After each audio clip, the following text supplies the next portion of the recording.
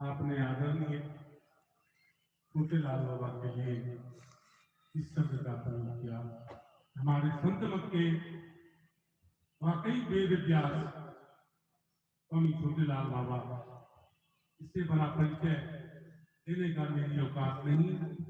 मैं इनको नमन करते हुए आप सबों से आग्रह कर रहा हूँ, आपकी अमृत वाणी का रसास्वादन हम लोग शांति से करें। श्री सद्गुरु महाराज की बोलिए श्री सद्गुरु महाराज की।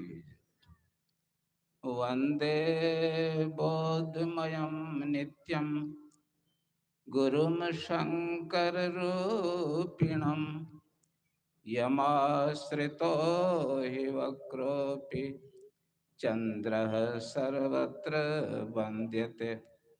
बंदो गुरुपदकंज कृपा सिंधु नर रूप हरि महामोहतम पुंज। धन्य धन्य सतगुरु सुखद महिमा कहे न जाय। जो कछु कहूँ तुम्हारी कृपा मोते कछु न बसाए। तीर्थों को भी पवित्र करने वाले मंचासीन आचार्य महोदय जी महाराज, अन्य महात्मा गण और संत मत सत्संग के वचनों को सुनने के लिए उपस्थित आदरणीय सज्जनों, माताओं एवं बहनों, अभी सत्संग योग से योग सिखोपनिषद के श्लोकों का पाठ किया गया। योग सिखोपनिषद शब्द का संधि विच्छेद होता है योग शिखा उपनिषद। जिस उपनिषद में उच्च कोटि के योग का वर्णन हुआ हो वह है योग सिखोपनिषद। एक बार ब्रह्मा जी भगवान शिव के पास गए और प्रणाम निवेदित करके कहा, भगवान संसार में जीव दुखी हैं, जन्म मरण के चक्र में पड़े हुए हैं। जन्म मरण के चक्र से छूटने के लिए कोई ज्ञान मार्ग बतलाते हैं, कोई योग मार्ग बतलाते हैं, आपका क्या राय है? तो उन्होंने कहा, योग हीनम कथम ज्ञानम मोक्षदम भवति है भो। योगोपि ज्ञान हीनस्तु न क्षमो मोक्ष कर्मणि तस्मात् ज्ञानम च योगम च मुमुक्षुर दृढ़ अभ्यसेत। कहा, केवल ज्ञान से मोक्ष की प्राप्ति नहीं हो सकती और केवल योग से भी मोक्ष की प्राप्ति नहीं हो सकती। जो ज्ञान और योग दोनों का अभ्यास करेगा वही मोक्ष प्राप्त करेगा। ज्ञान का बड़ा महत्व था प्राचीन काल में। प्राचीन काल में ऋषियों का मानना था कि ज्ञान के बिना मुक्ति नहीं मिल सकती। ज्ञानात् मोक्षम अवाप्नोति तस्मात् ज्ञानम परात् परम। ज्ञान से दुखों से छुटकारा मिलता है, मुक्ति मिलती है, इसलिए ज्ञान सबसे बढ़कर है। श्री मदात शंकराचार्य जी महाराज ने भी ज्ञान को बड़ा महत्व दिया है। उन्होंने मोह मुद्गर में लिखा है, कुरुते गंगा सागर गमनम व्रत परिपालन मथवा दानम ज्ञान विहीन सर्वमतेन मुक्तिम भजति न जन्म सतेन। कह रहे हैं कि कोई कितनों तीर्थ करे, व्रतों का अनुष्ठान करे, लेकिन ज्ञान के अभाव में कोई सैकड़ों जन्मों में भी मुक्ति प्राप्त नहीं कर सकता है। ज्ञान बड़ा महत्वपूर्ण चीज है। हम लोग अज्ञानता में पड़े हुए हैं। अज्ञानता में पड़े हुए रहने के कारण बंध दशा में पड़े हुए हैं। तो ज्ञान हो जाएगा तो अज्ञानता दूर हो जाएगी। हम लोग किस तरह अज्ञानी हो गए हैं। एक बहेलिया जंगल जाता है, जंगल में एक बर्तन गाड़ देता है जमीन में।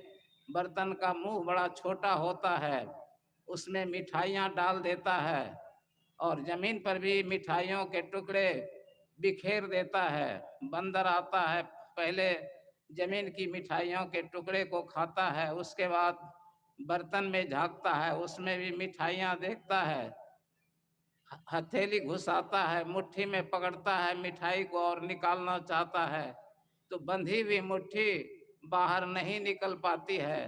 बंदर अज्ञानता में सोचता है किसी ने मेरी मुट्ठी पकड़ ली है, बहुत चिल्लाता है, मुट्ठी नहीं निकलती है।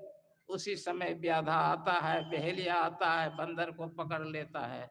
तो यहाँ अज्ञानता के चलते बंदर बंदर बहेलिए के हाथ पड़ जाता है। वह नहीं समझ पाता है कि मुट्ठी बंधी हुई है, मिठाई छोड़ दें तो हम मुक्त हो जा सकते हैं। तो हमारे बंधन का कारण अज्ञानता है।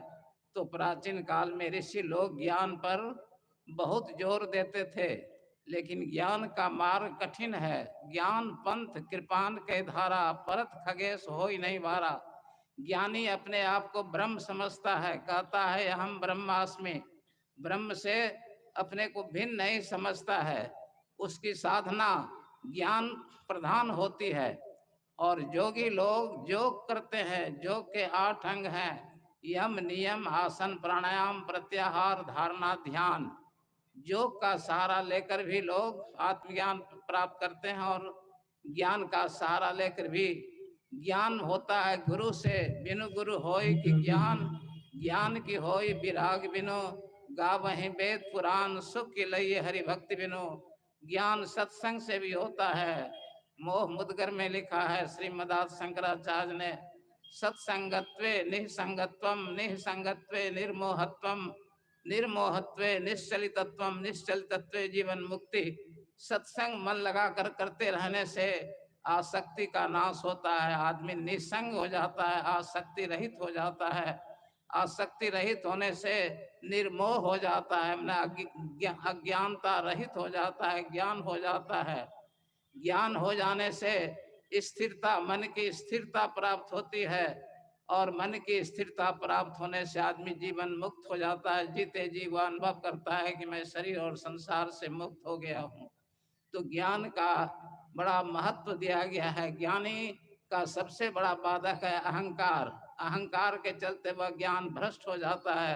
रिद्धियां सिद्धियां भी ज्ञानी को भ्रष्ट कर देती हैं। ज्ञान का मार्ग बहुत कठिन है। ज्ञान पंथ कृपान के धारा, परत खगेश हो ही नहीं बारा। तलवार की तीक्ष्ण धार पर चलने के समान है ज्ञान के मार्ग पर चलना। ज्ञान मार्ग से भ्रष्ट होने में आदमी को देर नहीं लगती है। बहुत कठिन मार्ग है। योग मार्ग उससे कुछ आसान है। बाद में हमारे संतों ने कहा कि केवल ज्ञान से ही नहीं और केवल योग से नहीं, भक्ति भी चाहिए। हमारा संत मत ज्ञान योग युक्त भक्ति का प्रचार करता है। भक्ति के बिना किसी को सुख नहीं मिलता है। रामचरितमानस के अंत में देखिए, रघुपति भगति बिना सुख नहीं। रामचरितमानस में भी ज्ञान मार्ग और भक्ति मार्ग की चर्चा है, लेकिन ज्ञान मार्ग से भक्ति मार्ग बहुत आसान है। तो संतों ने भक्ति जोड़ दी।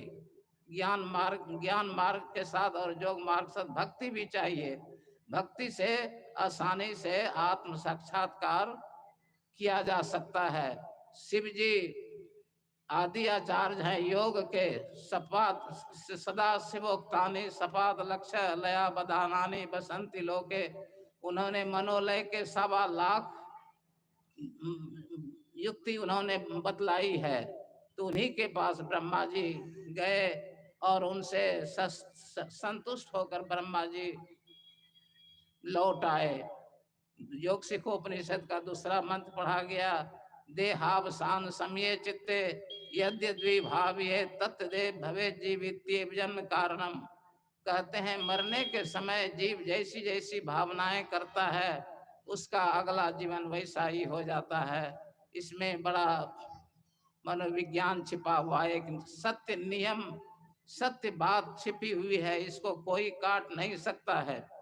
तो एक छोटा सा प्रसंग है। एक साधु किसी गृहस्थ के घर ठहरे हुए थे। बड़ा सत्कार हुआ गृहस्थ के यहाँ। सवेरे जाने लगे तो उन्होंने गृहस्थ के हाथ में एक पोथी दी, किताब दी। वह झोले में बंधी हुई थी किताब। साधु ने कहा गृहस्थ मैं 6 महीने के बाद आऊंगा तब ले जाऊंगा। साधु जी महाराज चले गए, 6 महीने बीत गए, लौट कर नहीं आए। गृहस्थ ने कहा कि महात्मा जी तो झूठ नहीं बोलते हैं, 6 महीने के बाद आना चाहिए, नहीं आ सके, क्या बात है?